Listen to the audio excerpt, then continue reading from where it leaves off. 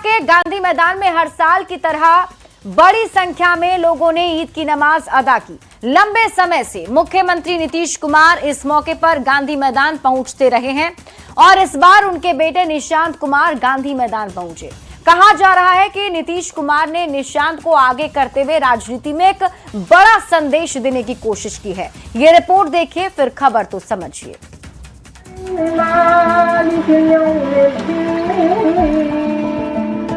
देश भर में पूरे धूमधाम के साथ ईद मनाई जा रही है। अभी आप अपने टेलीविजन स्क्रीन पर पटना के गांधी मैदान की तस्वीर देख रहे हैं। हर साल की तरह इस बार भी गांधी मैदान में बड़ी संख्या में लोगों ने ईद की नमाज अदा की और अमन चैन की दुआ मांगी। लेकिन इस बार गांधी मैदान की तस्वीर हर बार की तुलना में थोड़ी अलग दिखी। सीएम नीतीश कुमार के बेटे निशांत कुमार गांधी मैदान पहुंचे, लोगों से मिले, बातचीत की और ईद की मुबारकबाद दी। ईद के इस पाक अवसर पर अपनी तरफ से अपने पिताजी माननीय मुख्यमंत्री श्री नीतीश कुमार जी की तरफ से बिहार वासियों और देशवासियों को बहुत बहुत मुबारकबाद देता हूँ, बधाई देता हूँ, शुभकामनाएं देता हूँ। अल्लाह की बरकत हम सब देशवासियों पर बनी रहे। लंबे समय से मुख्यमंत्री नीतीश कुमार इस मौके पर गांधी मैदान पहुंचते रहे थे, ईद के नमाज में शामिल भी होते थे, लेकिन पहली बार नीतीश नहीं उनके बेटे निशांत कुमार गांधी मैदान पहुंचे। यही नहीं, निशांत सुबह में न सिर्फ गांधी मैदान ही पहुंचे बल्कि उसके बाद वे लगातार लोगों के घर जाकर मिलते भी रहे, ईद की मुबारकबाद देते रहे। फुलवारी शरीफ में निशांत अपनी पार्टी के नेताओं के घर पहुंचे। मेरी कोशिश यही है कि मैं सभी धर्मों को साथ लेकर चलूं, जैसे पिताजी लेकर चलते थे। हम सब भाईचारा बनी रहे, शांति रहे। कहा जा रहा है कि मुख्यमंत्री नीतीश कुमार धीरे धीरे निशांत कुमार को राजनीति में आगे कर रहे हैं। विरासत सौंपने के लिए उन्हें पूरी तरह से तैयार किया जा रहा है। यही वजह है कि सालों बाद नीतीश कुमार ने खुद गांधी मैदान न जाकर अपने बेटे निशांत को भेजा और राजनीति में एक बड़ा संदेश देने की कोशिश की है। जानकार कहते हैं कि लंबे समय तक बीजेपी के साथ रहने के बावजूद मुस्लिम समाज का एक वर्ग लगातार नीतीश कुमार का सपोर्टर रहा है। निशांत भी सभी धर्मों को साथ लेकर पिता की राह पर चलेंगे। न्यूज़ 18 के लिए पटना से रवि एस नारायण और दानापुर से अमरजीत शर्मा के साथ ब्यूरो रिपोर्ट। तो गांधी मैदान में हर साल की तरह नमाज अदा की गई, लेकिन इस बार तस्वीर अलग दिखी। जहां नीतीश कुमार होते थे वहां निशांत कुमार दिखे। अब ईद पर निशांत के गांधी मैदान जाने के मायने को आप समझिए। इसको समझने के लिए सीएम नीतीश कुमार और उनकी राजनीति को भी समझना जरूरी है।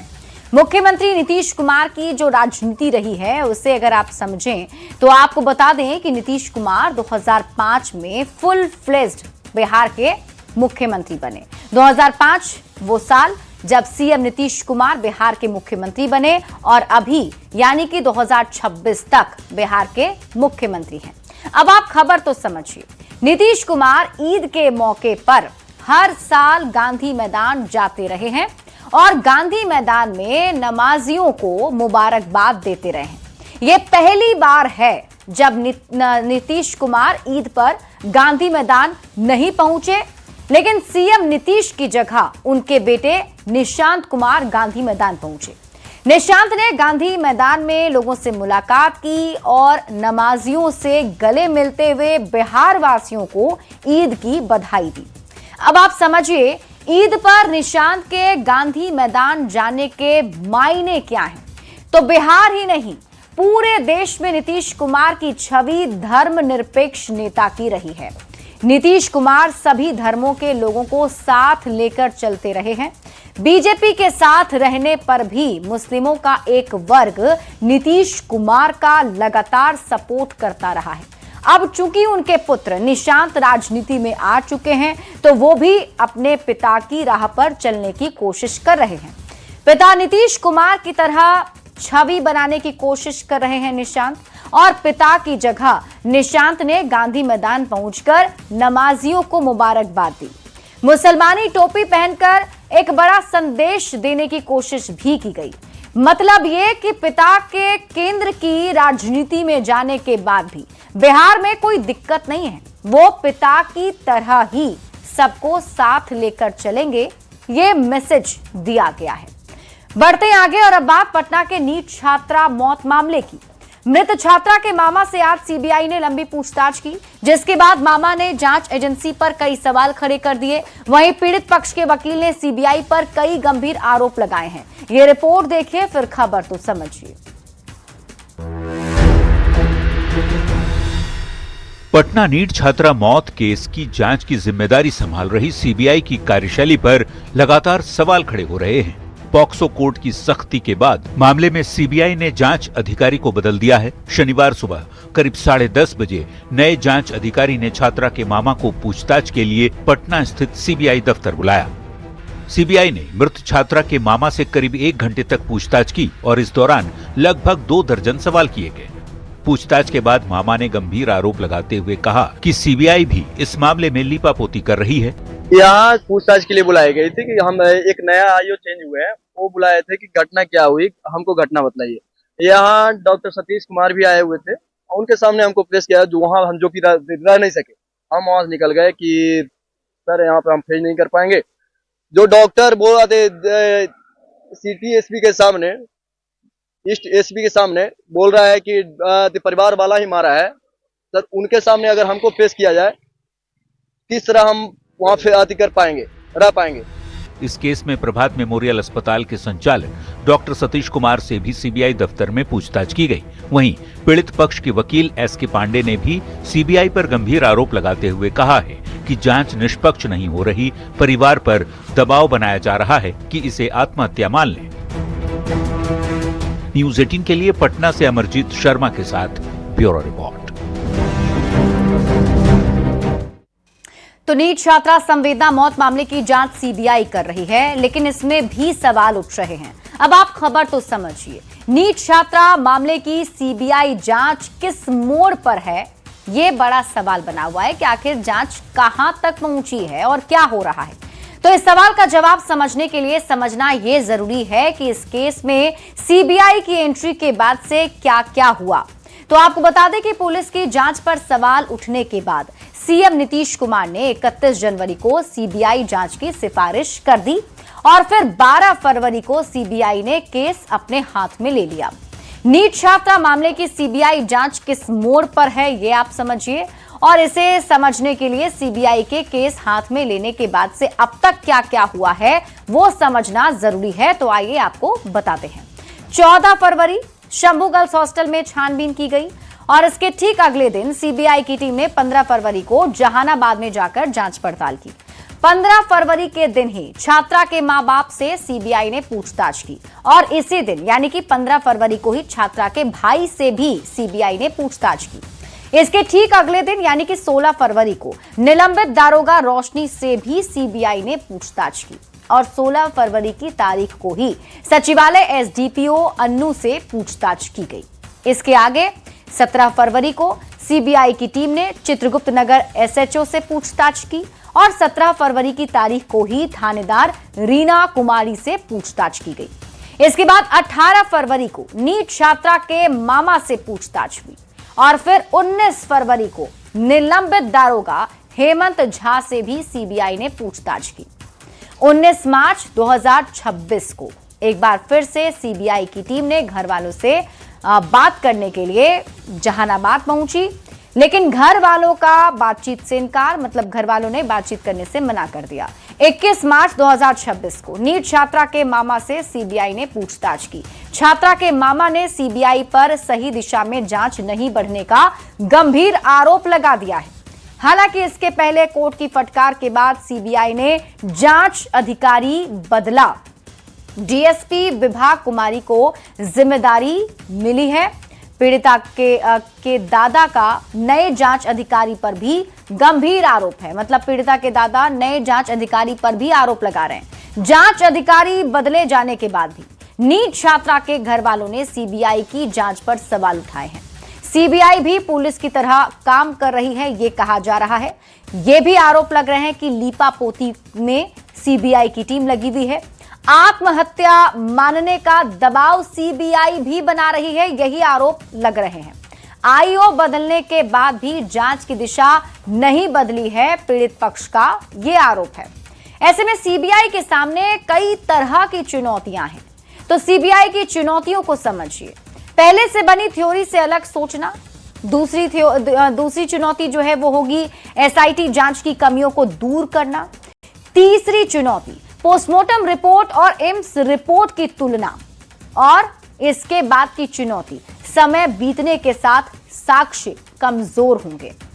अब जब तक सीबीआई कुछ सवालों का जवाब नहीं खोज लेती, तब तक इस मामले का हल निकालना मुश्किल है। तो क्या है वो सवाल, आइए आपको बताते हैं। पहला सवाल, नीट छात्रा की मौत कैसे हुई?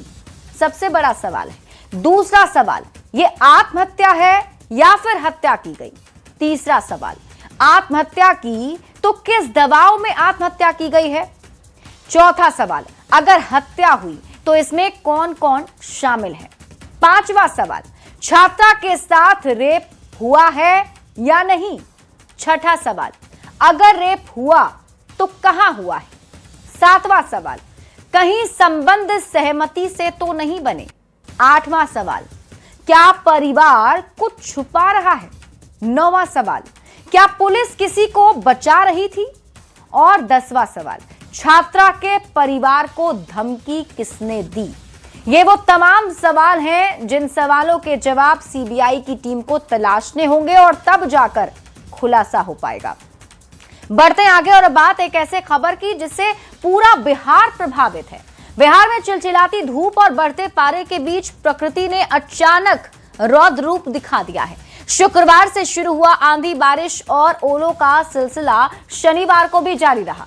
वहीं आंधी तूफान, बारिश और ठनका ने बिहार को पूरी तरह से अपनी चपेट में ले लिया है। कुदरती आफत के आगे लोग बेबस नजर आ रहे हैं। ये रिपोर्ट देखिए, फिर खबर तो समझिए।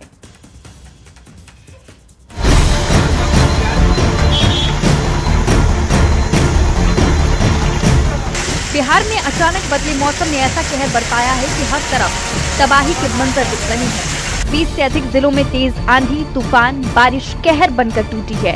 60 किलोमीटर प्रति घंटे की रफ्तार से धूल भरी आंधी ने सबको सदमे में डाल दिया है। चिलचिलाती धूप और बढ़ते पारे के बीच अचानक बदली मौसम ने लोगों को हैरान और परेशान कर दिया है। शुक्रवार से शुरू हुआ आंधी, बारिश और ओलों का सिलसिला शनिवार को भी जारी रहा। इस कुदरती कहर के आगे सब लोग बेबस नजर आ रहे हैं।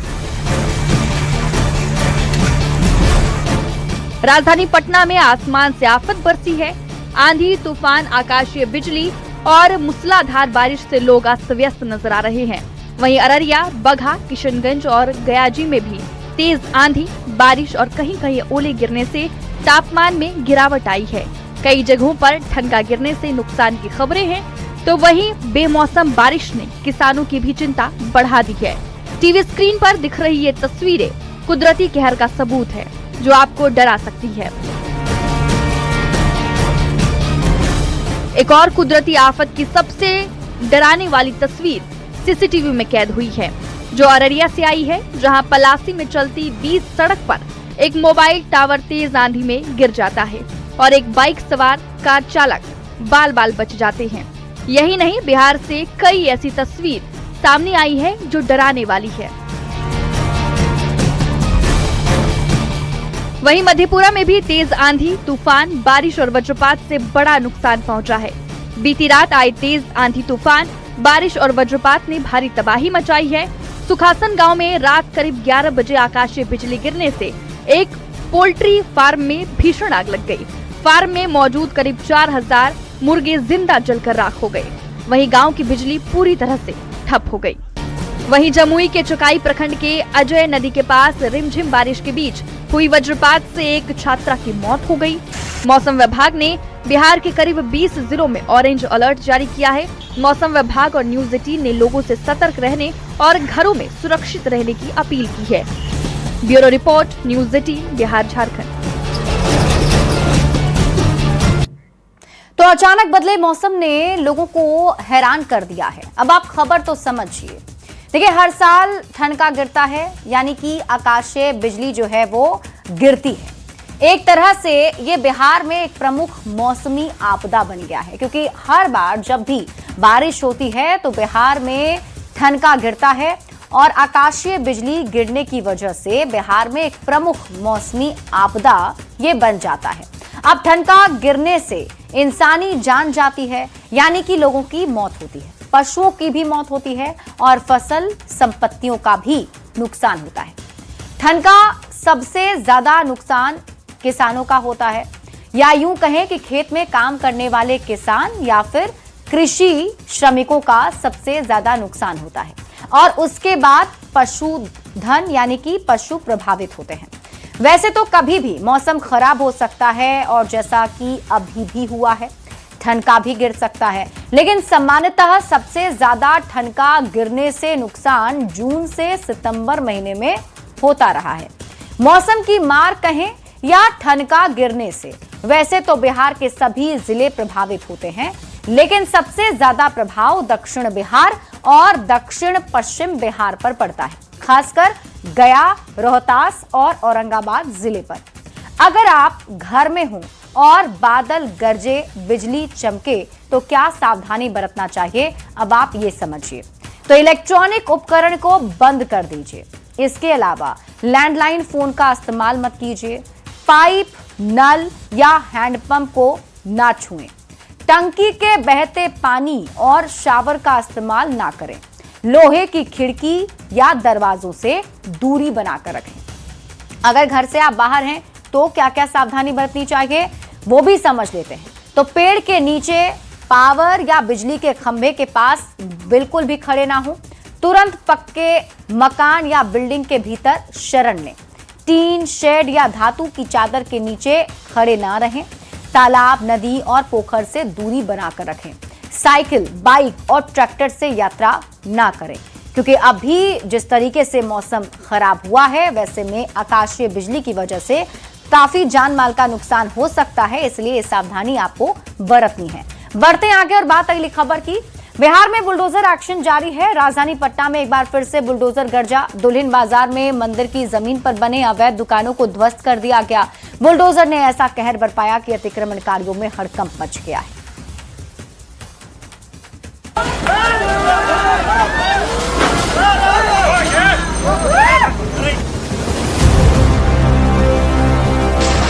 बिहार में अतिक्रमण के खिलाफ आखिरी प्रहार जारी है।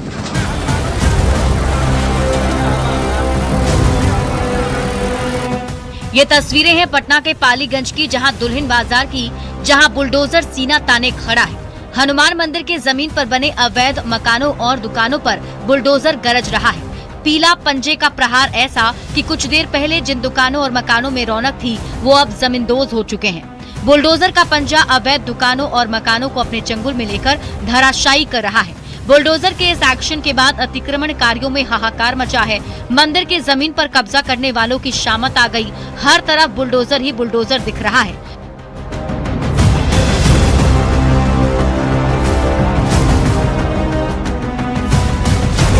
मंदिर की जमीन पर अवैध कब्जा हटाने को लेकर पहले ही नोटिस चिपकाया गया था। स्थानीय लोग लंबे समय से कार्रवाई की मांग कर रहे थे। लोगों की मांग थी कि मंदिर की जमीन पर अवैध मार्केट को हटाया जाए। प्रशासन से आदेश मिलने के बाद बुलडोजर ने ऐसा कहर बरपाया कि हर तरफ हड़कंप मच गया। भारी भरकम बुलडोजर ने अवैध दुकानों और मकानों को आगोश में ले लिया। जमींदोज दुकानों का मलबा जमीन पर बिखरा पड़ा है और हर तरफ वीरानी छाई है।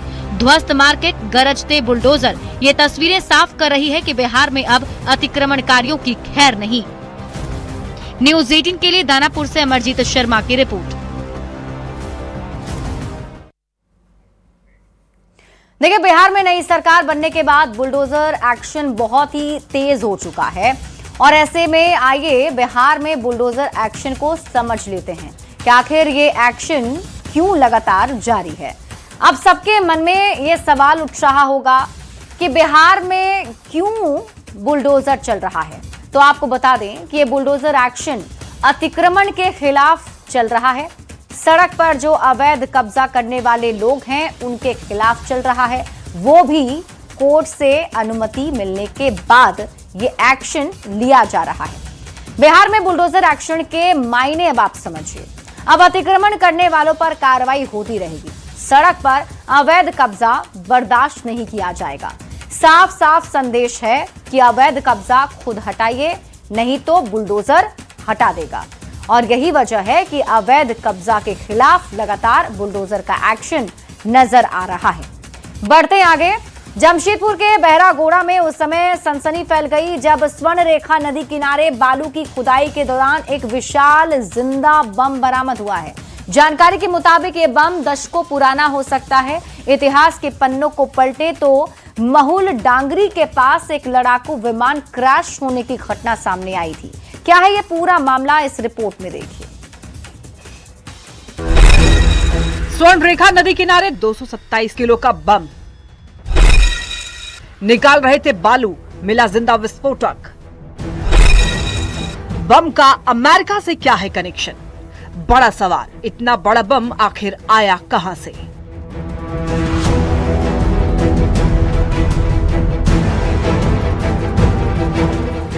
जमशेदपुर में दहशत है, लोग डरे हुए हैं और प्रशासन के सामने सबसे बड़ी चुनौती है बम को सुरक्षित तरीके से निष्क्रिय करना, क्योंकि ये घातक बम है। जी हां, जमशेदपुर के बहरागोड़ा थाना क्षेत्र में उस समय सनसनी फैल गई जब स्वर्ण रेखा नदी किनारे बालू की खुदाई के दौरान एक विशाल जिंदा बम बरामद हुआ। बॉम्ब स्क्वाड ने इसे शक्तिशाली बम बताया। कहा, इतना बड़ा बम केवल सेना ही डिफ्यूज कर सकती है। घटना के बाद स्थानीय प्रशासन पूरी तरह सतर्क है।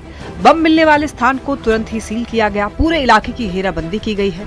प्रशासन ने आसपास के ग्रामीणों को सख्त निर्देश दिए हैं कि वो इस क्षेत्र के पास न जाएं और किसी भी तरह की छेड़छाड़ से बचें। जानकारी के मुताबिक मिसाइल बम का वजन करीब 227 किलो है। बम पर मेड इन अमेरिका लिखा है। दूसरे विश्व युद्ध के समय का बताया जा रहा है। महुल डांगरी के पास लड़ाकू विमान क्रैश हुआ था। हादसाग्रस्त विमान का हिस्सा हो सकता है बम। तब मिट्टी में धंसने के कारण ब्लास्ट नहीं हुआ होगा। इन तस्वीरों को देखकर सवाल उठता है कि क्या ये बम पुराना युद्धकालीन विस्फोटक है या फिर किसी बड़ी साजिश का हिस्सा। न्यूज़ 18 के लिए जमशेदपुर से आशीष तिवारी की रिपोर्ट। तो अब इस बम के मिलने के बाद से लोगों के बीच में भी हड़कंप मचा हुआ है और कई सारे सवाल हैं जो अब उठ रहे हैं। अब आप खबर तो समझिए, स्वर्ण रेखा नदी किनारे 227 किलो का बम मिला है। यहाँ बताया जा रहा है कि लोग बालू खोद रहे थे और तभी ये जिंदा विस्फोटक मिल गया। बम मिलने की वजह से आसपास के लोगों में अब दहशत का माहौल बना हुआ है। लोग इस परेशानी में है कि आखिर ये बम आया कहां से। बम को निष्क्रिय करना एक बड़ी चुनौती भी है। झारखंड में कहां से आया 227 किलो का बम, ये बड़ा सवाल बना हुआ है। देखिए, बम काफी पुराना बताया जा रहा है और इस पर मेड इन अमेरिका लिखा हुआ है। इतिहास के पन्नों को अगर पलटे तो द्वितीय विश्व युद्ध के समय एक प्लेन क्रैश हुआ था। महुल डांगरी के पास एक लड़ाकू विमान क्रैश होने की घटना सामने आई थी। हादसाग्रस्त विमान हिस्सा हो सकता है ये बम, ऐसी संभावना जताई जा रही है। तब मिट्टी में धंसने की वजह से हो सकता है कि ब्लास्ट नहीं हुआ होगा। अब जब बालू खुदाई हो रही थी तो उस समय बम बाहर निकल आया। बम को निष्क्रिय करना अब एक बड़ी चुनौती बनी हुई है और लोगों के बीच में ये चर्चा का विषय बना हुआ है।